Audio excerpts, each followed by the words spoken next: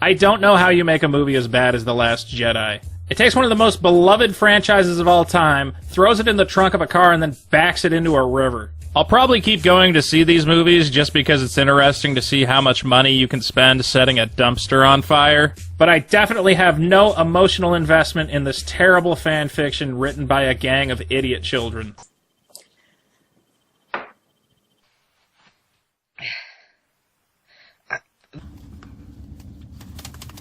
Okay. Let me start this review by saying, fuck this movie. This movie and everyone in it. The Last Jedi is an abomination. It's an insult to everything Star Wars is and was. It's a narrative disaster that destroys everything I've loved about this series. This movie took everything that you like about Star Wars, that you love about Star Wars, that you thought you knew about Star Wars, and it on it. And it on it again, and then it sets it on fire, and then it on it again. I don't even have one good fucking thing to say about this movie. It is just rancid diarrhea. General Hux, who is a comedian. He's a joke. He's a joke character. He might as well be in Spaceballs. Keep firing, assholes! How did he become the fucking general of the First Order, being such a fuckwit? My disappointment in your performance cannot be overstated. Ah, good. Then they had the bomber ships come in, and they're going to drop the bombs because gravity exists in space. Maybe that's nitpicky, but I noticed that, and I was like, they're just going to drop down? They got magnetrons on them. Oh. There is no force that would cause these bombs to simply fall straight down onto the dreadnought like how gravity works on Earth. You can't drop bombs when there's no gravity. Why are you even wasting my time with this shit? Sorry, sir. Doing my best. Who made that man a gunner? Maybe you could just put a few of those bombs on an X-Wing, and then like 30 X-Wings that are fast all drop 5 bombs each. Hey. That's a really good idea. Rich, you should be a military tactician for the rebellion. Oh my god, these ideas make so much sense! I don't understand the point of bringing back all our favorite characters and showing us that they're sad old failures. Who asked for this? Let me be very clear. This character is not Luke Skywalker. Like, to me, that felt like the director just going like this to fans because we had waited so long for that moment. You think that I came to the most unfindable place in the galaxy for no reason at all? No, but I do wonder why you left a f***ing map to this unfindable place if you didn't want to be found. Even Mark Hamill knows that this character is not Luke Skywalker, and was trying to tell people about that until Disney told him to shut his f***ing mouth. Who is this guy? How did the most optimistic, hopeful character in the galaxy turn into this hermit? That's not what a Jedi does. Even Mark Hamill himself says he fundamentally disagrees with the way they wrote his character. You should immediately start over. This movie is trash, bruh. This is a whack, trash, garbage movie, and I can't believe what Disney did to me. I bought my ticket because of this awesome man. I thought I was going to see Luke Skywalker, not some pathetic loser. I also was mistaken to think that maybe some of the questions that JJ set up would be explored. We were taken for a ride. We were sold a piece of junk as a Star Wars film. He looked like he was going to be sick at the premiere. Look at that face. Is this a man that thinks he just watched a great movie? You'll probably think I'm lying to you if you haven't watched this movie yet. But believe me, holy fucking shit do I wish I was lying right now. So, the TIE fighters bomb the bridge and Leia is floating out in the vacuum of space for an extended period of time, right? By all means, she should be dead, even if the bombs miraculously did not touch her. Even if she wasn't hit by any debris. The vacuum of space would have rendered her dead anyway. Now, this would be the thing that everyone in their right mind would think, right? So she's shown floating out in the debris, seemingly unconscious and likely dead from a lack of oxygen, you know, the logical thing. But then, her eyes open, she extends an arm, and she floats like fucking Mary Poppins. I'm Mary Poppins, y'all! Back into the ship. So Mary Poppins Leia literally goes up to the door. Oh wow, she's floating back all of a sudden. And somehow this doesn't depressurize that area. I don't really think Rian Johnson understands how space works. At no point has it ever been mentioned, shown, or explained that Leia had any sort of proficiency in the Force to any degree. Yet she pulls a fucking space Jesus out of her ass and levitates harmlessly to the door, totally immune to the vacuum of space. This was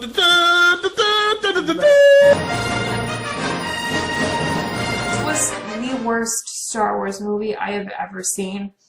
This whole movie was why the fuck. Yeah, the Empire would have gone roasted. If you look at the criticisms of Last Jedi, can you imagine what they would have said about Luke just getting his ass handed to him by Vader, and like Han Solo that goes down without a fight and just gets... Ryan, I'm gonna have to call bullshit on that one. Ooh, voted best film of all time. Where do you get your facts, Ryan? One of cinema's greatest films, and Ryan doesn't understand it. Brilliant! Get this guy a Star Wars movie. I'm sorry, man, but if you're gonna write an epic story that unfolds over 3 movies, you need to plan out an arc. And no, not a super secret plan that you don't tell anyone else about. See, I made the mistake of assuming that J.J. Abrams had some sort of spreadsheet somewhere that said, look, here's who this guy is, here's why she has these powers, here's why Luke Skywalker's rotting away on an island. That's why I honestly did not believe it when they said, no, Rian Johnson had complete creative control to do whatever the f*** he wanted. It's not true.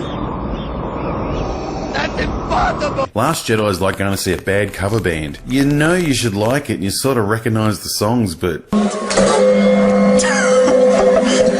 JJ wrote drafts for 8 and 9, then Ryan arrived and rewrote The Last Jedi entirely. Ryan didn't keep anything from the first draft of the Episode 8 script. So basically, J.J. Abrams invented all these characters and set up all these plot threads, and then told Rian Johnson, I don't care, do whatever you want. They basically played Star Wars Mad Libs. Give me the name of a character. Snoke. Alright, now give me some adjectives. Pointless. Irrelevant. Insignificant.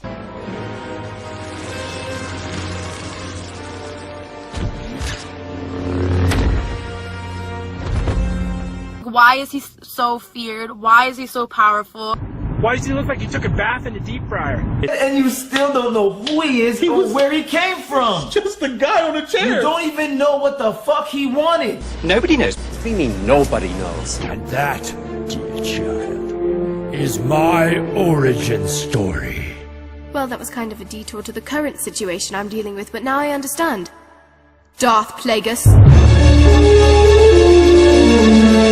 This fight scene is terrible. It's hard to follow, it's messy, and they didn't even take the time to nail the choreography. Watch this guy. Okay, not only is there no tactical reason to be spinning around in a sword fight, unless you really want your opponent to see your back so they can stab you in it, but okay, this guy spins around, and he's coming in at the death angle. All he has to do is follow through on the swing, and Rey will die. Right here, Daisy Ridley is supposed to already be ducking, but because she missed her cue, he changes the trajectory. He's like, oh shit, I'm gonna hit her. Over the head. No one will notice. It's so obvious. He's the one closest to the camera. And I get that they wanted to do it as one big shot without any cuts or close-ups, but, oh, it's real bad. You can look at the monitor while you're filming and be like, this isn't gonna work. We need to revise this. Goofy spin around, miss the girl by a million miles guy is not a dynamic character. This character obviously should have been Admiral Akbar or Mon Mothma or someone the audience actually has an emotional connection to, but okay, we're stuck with the lesbian bookstore owner. The chain of command dictates that Admiral Akbar will take command. Because seniority. Excellent! Sorry, sister. Command goes to a purple-haired cunt who has literally no idea what she's doing. Rather than making a plan, she has them keep flying ahead until they run out of fuel and die. The real problem, however, is Holdo's bafflingly idiotic decision to have a special secret plan for no reason whatsoever. Tell us that we have a plan. As my first act as commander, I wish to tell everyone the plan. We have a secret base on a nearby planet that we are trying to reach. So nobody freak out or start a mutiny or anything. We actually have a plan to survive. Oh, thank God.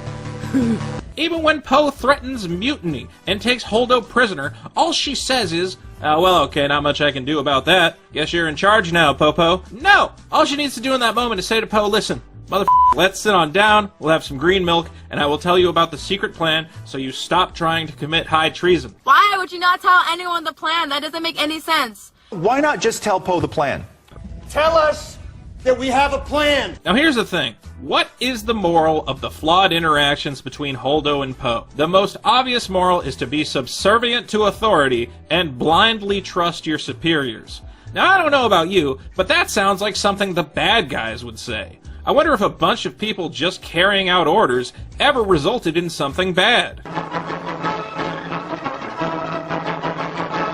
Oh yeah. I want an epic adventure like the original Star Wars movies. I didn't buy a ticket to see a bunch of wacky antics.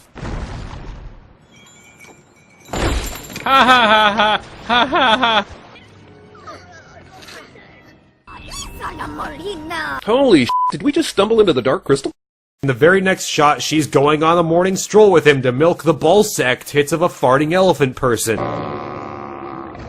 And it's gross and stupid, and why? Why? Why are they there? Why? Why, movie? Why? Pizza the Hut! And it's gross and stupid, and why? Why? And then he milks a giant lactating sea moose. Whatever the fuck those are. What else can we talk about? That stupid planet that they went to, the casino planet, where we learned about capitalism and veganism. Okay, we're here. Let's land in the tall grass so we don't get spotted by some redneck alien. Oh, good idea. This is a covert mission. We don't have time to waste rescuing horses or feeling bad for random kids. Right. No matter how sad it makes us. Right. Oh, yeah. This place, it's great. Our friends are literally running for their lives. It's all up to us. All right, I know. I said I get it. Jeez. We're landing in the grass. Great films usually don't crap all over their own universe in telling a story, or have a whole 30-minute section that most people would agree should be cut out. Canto Bite, fuck, what a joke. Even the defenders have given up on this one. The whole sub-story was terrible. Need a left? I mean, it felt like an eternity in that fucking casino. She let one of those creatures go, and she's like, that's the real victory. Because he's like, don't you remember that? He's like, it's really great that all these wild animals smashed up that casino. That's a great victory. And she goes, no, letting this one go is a real victory. And that's when I thought we were being trolled. I'm like, this is just too dumb. This can't be real. I can't be seeing this. I'm gonna wake up suddenly and go, oh my gosh, today's the day I see The Last Jedi. I had a dream that it was really bad. You have bet the survival of the Resistance on bad odds and put us all at risk? Considering this is her response to finding out about Finn and Rose's side mission, no, he didn't. He created an entirely detached mission for a couple folks that might ultimately aid the Resistance's fight, while not detracting them from their current battle even one bit. This movie sucked egg nuts. And Rey. Fucking Rey. So Rey, with no training whatsoever, no interesting backstory to support her power, and no handle on the power she has, is able to defeat Luke Skywalker in combat. You have got to be fucking shitting me. Show us that Rey has some sort of weakness or trial to overcome, and that this trilogy is more than just the Mary Sue Space Chronicles. How did you do that? I don't know. No I've one learned some trained ships, but I've never left the planet. She flies ships, she speaks Wookiee, she speaks droid, she knows how to just instinctively use a lightsaber. I thought I'd run answers here. So did I. But hey, at least you found some mirrors. We ain't found shit. Remember all the people saying that she'd have her backstory explained? How we'd have answers as to how she can use the Force so proficiently? Well, we have an explanation. Do you want to know the truth about your parents? They were nobody. They're filthy junk traders who sold you off for drinking money. And it gives no answers. Nothing is earned for her character. Everything is too fucking easy. She just gets what she wants, bam, bam, bam, like that. She's just force, like jizzing force all over the place. She never received training in combat or the Force prior to The Force Awakens. So Rey proceeds to whack him angrily with a stick, and he grabs another stick and they fight. This is the only fight that Luke takes part in. Yes, Luke Skywalker, the hero of the series, the main character, fights Rey with a stick and she wins. What the fuck do you mean she wins? I'm pissed off. You know? She is an irredeemable Mary Sue who never earns it. I can't possibly be compelled by a character who goes through no training, yet bests the hero of the series. Keep in mind, these past couple films have taken place over a time span of days. days. She didn't even believe in Luke Skywalker a week and a half ago. Yet now she's better than him without training from anyone. She knows how to use the Force despite never hearing of it or seeing it in use. She's perfect at everything because she is a Mary Sue. I get so fucking mad talking about this because this movie is so fucking terrible. The thing that truly, dearly pisses me the fuck off is what they did to Luke Skywalker, the lore, the world. Since when the fuck was Luke a fucking hermit? He's a total bum.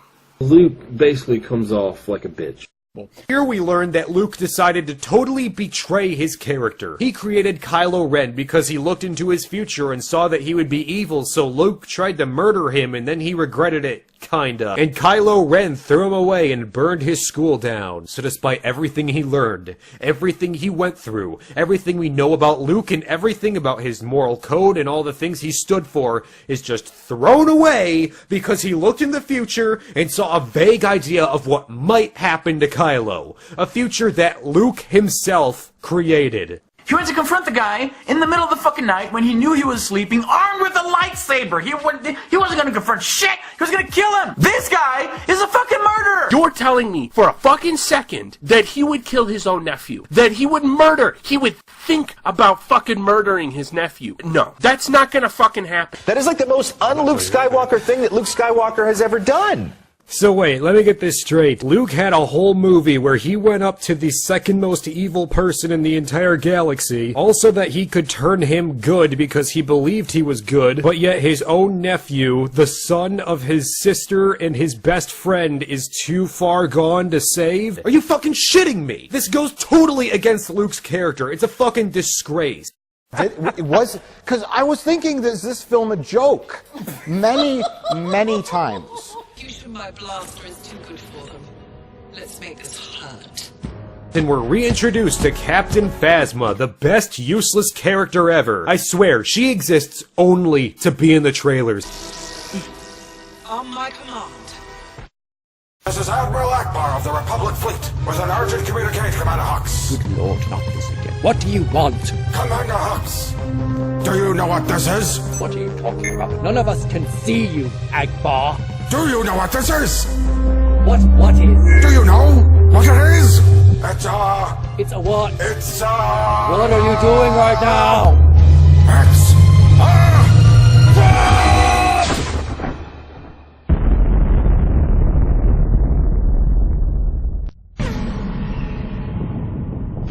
There's a shuttle back that way! We gotta go! And then magically came back on an elevator. Where did she come? Where did she come from? It shows Phasma walking in with 5 troops behind her in formal formation. Right. Well, you were just there. Yeah. But that led Finn to meet up with Captain Phasma again. So that they could fight and she could be easily defeated again. What does Captain Phasma do in this movie? Literally nothing. She shows up once, she's like, I'm gonna kill you, and then she doesn't, and then she dies. Finn, the janitor, takes her out.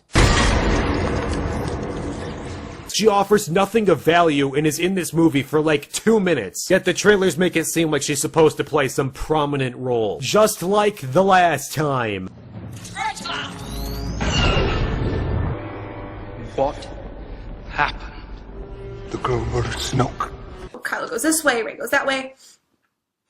She took Snoke's escape craft. How did she get back on the Millennium Falcon? How did we find her with the Millennium Falcon? How does she escape without being detected? At no point is it ever explained why the First Order is so big or how Snoke brought them together. At no point is it ever explained why the Resistance is so small when they were in a Republic-controlled galaxy for 30 years. If you read the graphic novel, Rey downloads Kylo's training. What? Hyperspace would be too expensive as a weapon. Again, what? I've never seen a film that needs so much external help. Why can't we talk about the plot holes? Because if we start talking about it, then we're going to be here all day talking about it, making diagrams with straws. It doesn't matter. No, it does matter. It's bad writing. It doesn't matter! You had Luke was going to burn all the books, and then Ghost Yoda shows up.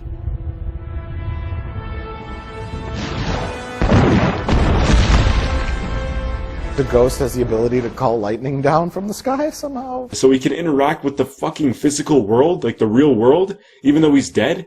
So Yoda, you think you could have helped out with Darth Vader when you were a Force Ghost? Summon lightning, kill him, or kill the Emperor?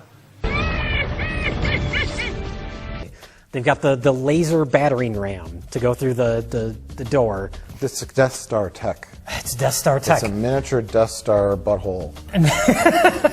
Finn is about to go Randy Quaid, not crazy, but I mean like an Independence Day, and smash into the death laser, sacrificing himself to save everybody. I was blown away. I was like, wow, Rian Johnson has some balls. It was actually the first time I felt any emotion watching any of these movies. But then in the back of my head, I'm like, what's the trick? There's gonna be a trick. It's Rian Johnson. He keeps doing it. What's the bam?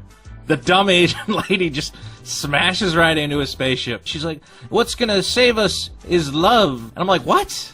What is this dumb talking about? And the laser's about to kill everybody. Whatever is left of the resistance you have put at, they're gonna die because of you. Because of you, everyone is dead. I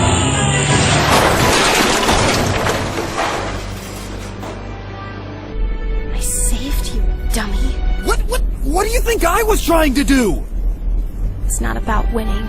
It's about saving the ones you love. That's what I was trying to do! Akbar did the exact same thing earlier! Let's kiss. What the? No! This is just sad. Shall we let him go? No.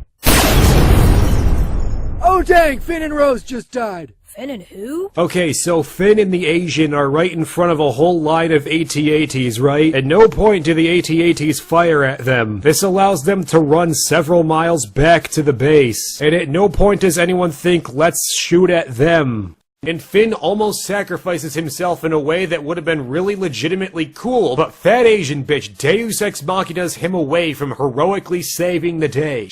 Rose rams her ship into his ship, which could potentially kill both of them, and then it wouldn't save anybody. She says she did it because fighting a war is about saving the ones you love. Well, how the fuck are you gonna save the ones you love if you've let the enemy kill everyone, you stupid bitch? Michael Bay. Oh yeah, there's also a bunch of ice wolves on this planet. It's like the brainstorming session where no suggestion is mocked somehow became the actual writer's room. Luke shows up at the base, the rebel base. No explanation how he's there. He looks younger. And he looks like Billy Mays. And you're just like, and then...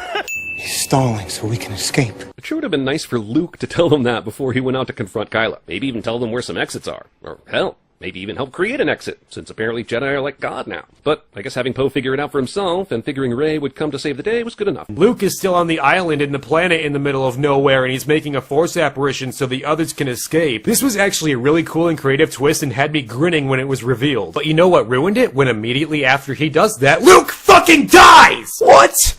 Why? He sent a fucking apparition to another planet, an apparition that you could not physically harm or interact with, and Luke just fucking Obi-Wans him into the spirit realm and dies? Just like that.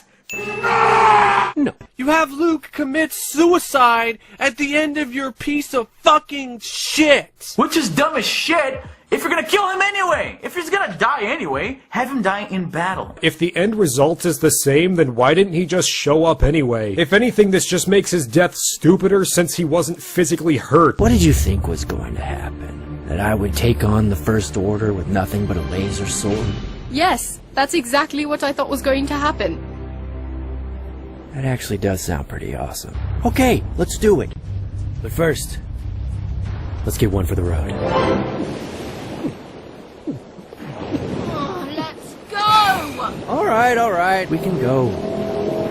I'm gonna miss you the most.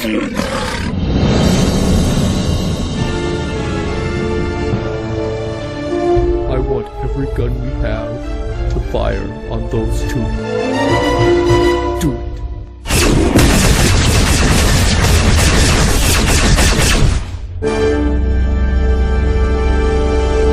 That's impossible!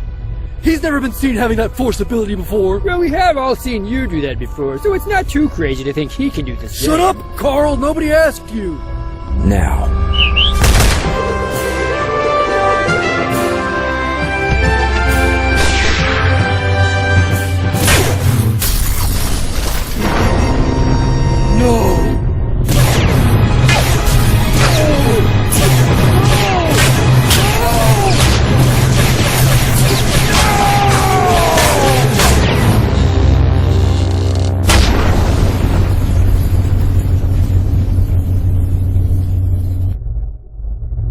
down. No, come on! What is with you and lightning all of a sudden? So the bracelet or necklace or whatever that Luke gave Leia was also a hologram, even though it looks and acts like a physical thing, and I have a number of questions about it. But Luke died like 3 minutes ago. Luke Skywalker, Jedi Master.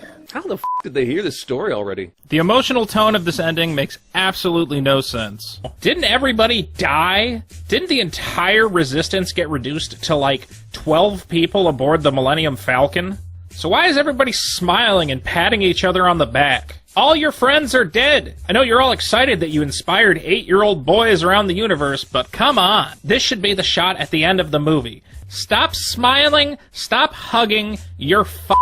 Let's say I don't follow football, but I decide that Manchester United look exciting. I go to my first match and I sit next to these lifelong 3-generation supporters. They aren't happy with the team's performance and think the new management are idiots. I proceed to tell them, as a new supporter, that they should just stop watching football, or find another team, or just generally go away because you're not wanted anymore. My new fellow supporters then proceed to kick the living shit out of me. Would they be wrong to do so? Maybe the old fans have some weight to what they say. Maybe they've experienced the club at its best and want to see them continue being their best. If you're like me, someone who's been a fan of this series since I was a little kid, then this is the biggest slap in the fucking face to the original trilogy and its fans that I have ever seen. It's made for children and man babies. The idea to do a high-adventure film that I loved when I was a kid.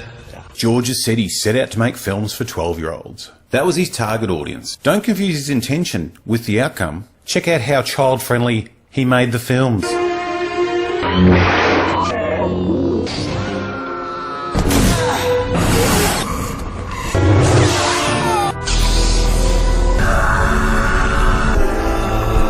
Just so wrong. Lord of the Rings got me into fantasy, but it was Star Wars that got me into sci-fi. Luke Skywalker was the first real hero I'd ever seen. I didn't grow up with Iron Man or Batman. I grew up with Luke Skywalker in the crew of the Millennium Falcon. Look at how much money it made. I don't think you can really judge quality by profit, otherwise this film's really good, I think. It's Star Wars. People buy tickets in advance to see a Star Wars film. I'm sorry, did they give out refunds to the people that hated it? Because I must have missed mine. My ticket is counted in that figure, and I think it's a terrible film. Every single person who didn't like that film is also in that total. Imagine if they had given out refunds. Imagine how much money it would have made then. Would have been slightly lower. I'm sorry, I made a bad mistake. You're fucking right, you made a bad mistake. I never thought the day would come where I really truly hated a Star Wars movie. I never thought that something I love would be destroyed in such an insulting way. I will not watch Episode 9. I won't watch the shitty Han Solo movie. I won't watch Rian Johnson's next 3-movie abortion. I'm done. I'm done doing it. I won't sit around and watch as Disney and their shitty directors continue to ruin something I held dear for so long. People saying that you're not a true fan if you don't like this movie, that you don't know anything about Star Wars, that you're just a mindless hater. That shit gets under my skin. That shit pisses me off. It's people like that, the people that accept this shit without a second thought, that emboldens me to keep criticizing these films, to keep lashing out at directors and writers and actors that can do nothing more than make disasters for the lowest common denominator. So yeah, after this movie came out, a bunch of people who thought they were much smarter than they actually are wrote a bunch of articles about how the movie is good because it subverts our expectations. Which is a stupid way of saying it's unpredictable. Motherfucker, if you really wanted to, you could make a Star Wars movie that ends with Jar Jar Binks jacking off on Han Solo's grave. Just because a movie is unpredictable doesn't make it good. When your movie is constantly throwing curveballs at the audience, it becomes a disorienting mess. The Last Jedi has so many plot twists that you stop being surprised by them and just start getting annoyed. If you actually think it's brilliant that this movie plays out like an episode of Candid Camera, then I'm sorry. You're an idiot. This movie is like 12 people wrote scripts, they put them all in a blender, and only kept the shitty parts. I'm not going to stand for these SJW remakes and continuous sequels that do nothing more than parade the corpse of a dead franchise for all to see. I've seen too many excellent movies and shows to just bend over and take Hollywood's dick in my ass for whatever garbage they shit out to the public. The Last Jedi is the final straw. I will no longer support this series. I refuse to consider anything beyond Return of the Jedi as canon. Blindly accepting these things, rejecting valid criticisms and labeling people critical of them as not true fans is the very reason we got so many shitty sequels. The amount of bad Star Wars films now dwarf the good ones. Fuck Rian Johnson, fuck Disney, and more importantly, fuck The Last Jedi.